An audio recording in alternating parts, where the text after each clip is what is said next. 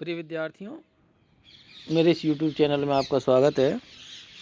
आज के इस वीडियो में हम नंदास्कृत भंवर गीत के अंतर्गत पद संख्या 31, 32 और 33 का व्याख्यात्मक अनुशीलन करेंगे। सबसे पहले पद संख्या 31।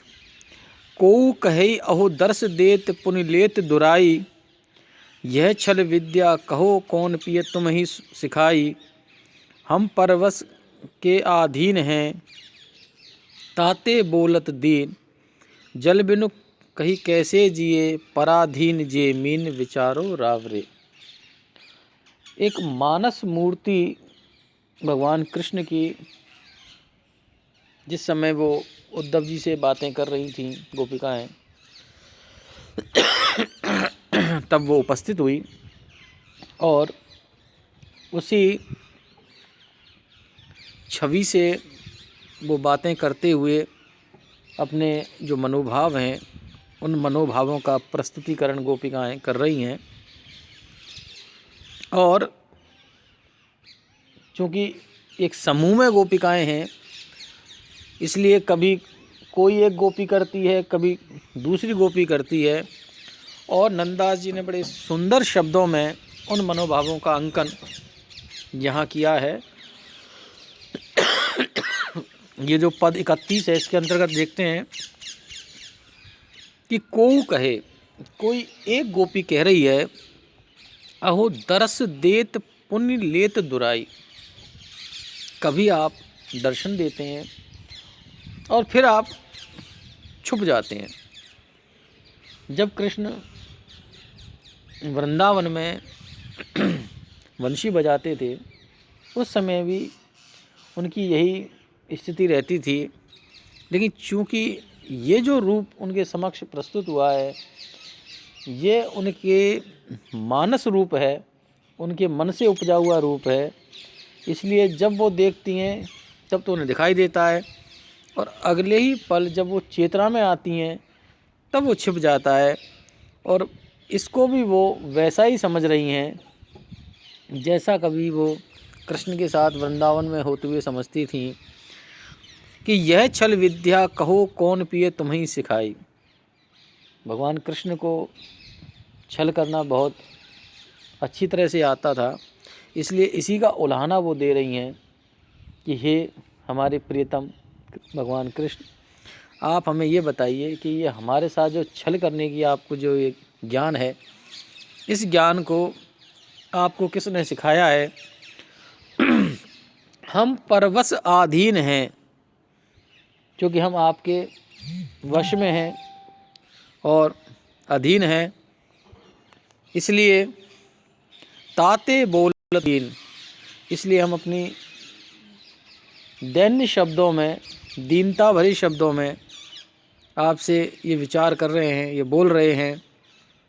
जल बिनु कहीं कैसे जिए पराधीन जे मीन, क्योंकि जो मछली जल के अंदर है और वो भी जल के बिना जीवन की कल्पना नहीं कर सकती, तो हम तो उस प्रकार की मछली हैं जो आपके हृदय में जो प्रेम का भाव है, प्रेम जल है, उस जल से हमारा पोषण होता है। तो हम आपके बिना कैसे जीवित रह सकती हैं, क्योंकि हम तो आपकी सभी तरह से आपके अधीन हैं। विचारो रावरे, इसलिए आप कृपया विचार करें कि हम किस प्रकार से जीवित रह सकती हैं, जिंदा रह सकती हैं। कोऊ कहे पिए दर्श देव तो बेनु सुनावो, दुरदुरी बन की ओट कहाँ ही लौन लगावो। हमको तुम पिए एक ही, तुमको हमसी कोट कोरी, बहुतायत के रावरे प्रीत न डारो तोरी, एक ही बार यूँ। दूसरी एक गोपिका जो उसके मनोभाव हैं, उन मनोभावों का प्रस्तुतिकरण एक भिन्न आकांक्षा के साथ करती है, क्योंकि कृष्ण की जो बांसुरी थी, उस बांसुरी का अपना एक मुग्धता थी, अपनी एक नशा था। कि कोऊ कहे पिए दरस देव, कोई कहती कि हे प्रियतम, हमें आप अपना दर्शन प्रदान करें, और दर्शन प्रदान करके तो बेनु सुनाओ, तो हमें अपनी वंशी की धुन सुनाओ। दुर्दुरी वन की ओट, दुर्दुरी छिप करके वन प्रदेश, जो कि वृंदावन का प्रदेश पूरी तरह से उपस्थित हो गया है, तो उस वृंदावन प्रदेश में छिप छिप करके कहाँ ही ये लौन लगाओ, हमारे हृदय पर नमक का छिड़काव मत करो, अर्थात हमें कष्ट प्रदान मत करो। हमारे समक्ष पूर्ण रूप से उपस्थित होकर के हमें वंशी की धुन सुनाओ। हमको तुम पिए एक ही, हे प्रियतम, हमारे लिए तो तुम एक ही हो, तुमको हमसी कोर, लेकिन तुम्हारे लिए हम जैसी करोड़ों हैं, इसलिए हे प्रियतम बहुतायत के रावरे, इसलिए आप, क्योंकि हमारी संख्या बहुत ज़्यादा है, प्रीत न डारो तो हमारे बीच जो प्रेम का जो संबंध है, इस प्रेम के संबंध को इसलिए मत तोड़ो कि आकांक्षा हमारी है, हमारी संख्या ज़्यादा है, आप अकेले हैं, तो किसी एक के ना होकर के और हमारे इस प्रेम का निर्वाह करो।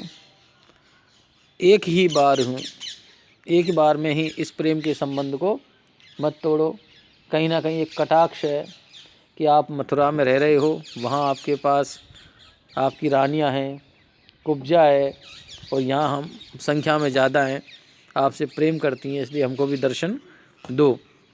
अगला जो पद है 33, कोई कहे अहो श्याम कहाँ इतराए गए हो, मथुरा का अधिकार पाए महाराज भये हो, ऐसे कछु प्रभुता अहो जानत कोहू नाही, अबला बुद्धि सुनि डरी गई, बले डरे जग माही पराक्रम जान के। अगली जो एक गोपी है, उसने एक भिन्न उपालम कृष्ण के समक्ष प्रस्तुत किया। जिस प्रकार से संपत्ति पाकर के हर व्यक्ति थोड़ा सा बावला हो जाता है, ऐसे ही वो कृष्ण की ओर एक उपालम दे रही हैं कि अहो श्याम कहाँ इतराए गए हो, कि हे श्याम सुंदर जी, ऐसा लगता है कि आप थोड़े इतरा गए हो। इतरा किस बात पे गए हो? क्योंकि मथुरा का जो अधिपति हैं वो आप बन चुके हो, और मथुरा के अधिपति होकर के आपको घमंड हो गया है, आपको गर्व हो गया है, इसलिए आप इतरा रहे हो। क्योंकि हम दीन हैं, आप समर्थ हैं, आप बड़े हो, हम छोटे हैं। तो ऐसे कछु प्रभुता अहो जानत को नहीं,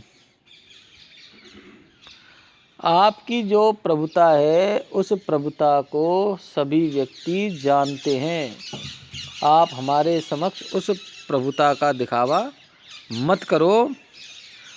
अबला बुद्धि सुन डरी, हम तो बहुत अबला हैं, अबला नारियां हैं, हम तो वैसे ही आपकी प्रभुता के किस्से सुन करके डर जाती हैं, और हमारी तो हैसियत ही क्या है कि बली डरे जग माही, बहुत बड़े बड़े पराक्रमी जो हैं वही आपकी प्रभुता और आपकी क्षमताओं के समक्ष बौने हो गए हैं। पराक्रम जान के, आपके उस पराक्रम को जान करके वो आपके समक्ष कुछ भी नहीं दिखाई देते।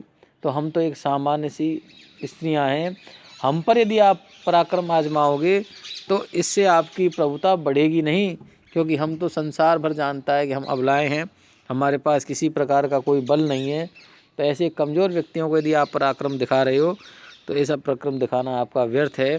इसलिए हे प्रभु, आप जल्दी से जल्दी हमें दर्शन दें, ताकि हमारे हृदय से जो हमारे वियोग है वो वियोग दूर हो सके, और हम उस संयोग का अनुभव कर सकें जिसके लिए हम लंबे समय से आशान्वित हैं। धन्यवाद।